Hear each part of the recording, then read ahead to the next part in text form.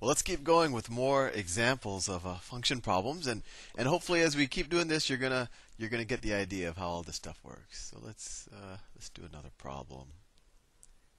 I'm gonna use green this time, and let me clear everything. So I'll show you. I showed you there. One, you could define a function as just kind of a standard algebraic expression. You could also do it kind of, if a number is odd, this is what you do. If a number is this is what you do. You could also define a function visually. Let's say, let me draw a graph, and I'll use a line tool, so it's a reasonably neat graph. That's the x-axis. Oh, there. Oh, that's pretty good. And let's draw the f of x-axis, or you might be used to calling that the y-axis, but it's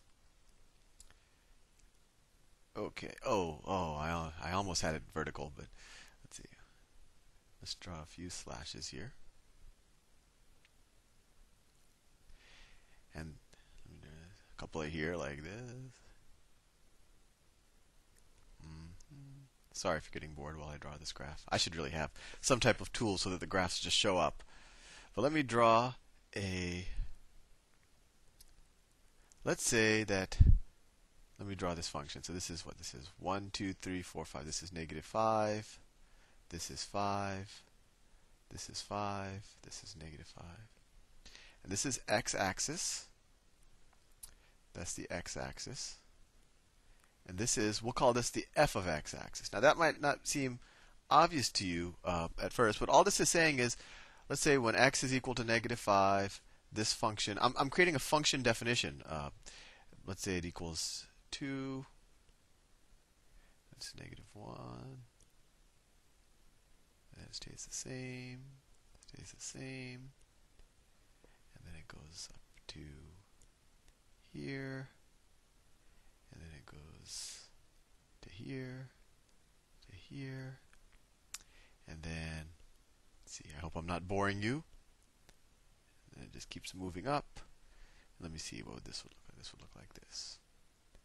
So you might think I'm doing something very strange right now, but just bear with me while I draw this. And I hope I don't mess up too much. And then, say it went like that. Say it went like that. So you might say, Sal, this is a very strange looking graph, and it is. But what this is this is a function definition. This tells you whenever I input an x, at least for the x's that we can see on the graph, this graph tells me what f of x equals. So if x is equal to negative 5, f of x would equal plus 2, right? And we could draw a couple of examples. F of 0, well, we go to 0 on the x-axis, and we say f of 0 is equal to 0. F of 1 is equal to, well, we go to x equal to 1, and we just see where the chart is.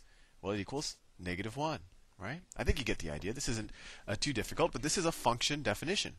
So we've defined this graph right here is f of x, right? So if that's the graph of f of x, and let's say that we define g of x. G of x is equal to f of x. Let's say it's equal to f of x squared minus f of x. And let's say that h of x is equal to, let's say it equals 3 minus x.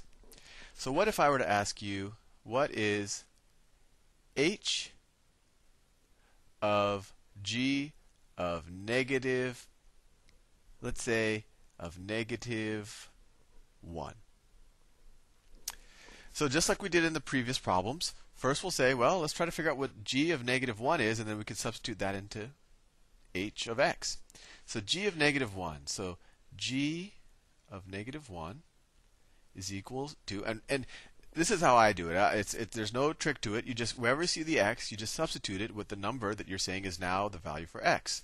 So you say, well, that's equal to f of negative 1 squared minus f of negative 1, right? All I did is I said g of negative 1. I just substituted it right wherever I saw an x. Well, what's f of negative 1? Well, when x is equal to negative 1, f of x is equal to 1. So f of negative 1, let's write that. F of negative 1 is equal to 1. So g of negative 1 is equal to, well, that's just 1 squared minus 1. Well, that equals 0, right? Because f of negative 1 is 1, so it's 1 squared minus 1. That equals 1 minus 1 is 0.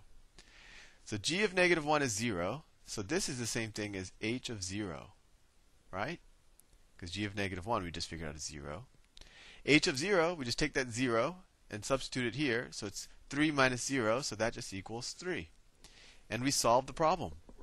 Let's do another example, and I don't want to erase my graph since I took 4 minutes to actually draw it. Let me erase what we just did here.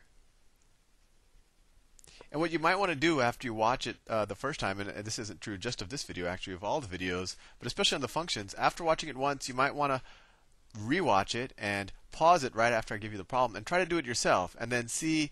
And if you get stuck, you can play it, or if you get an answer, just you could play the video and make sure that we did it the same way. Let's see.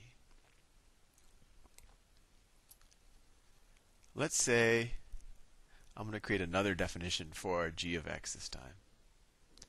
Let's say that g of x, oh whoops, I was trying to write in black.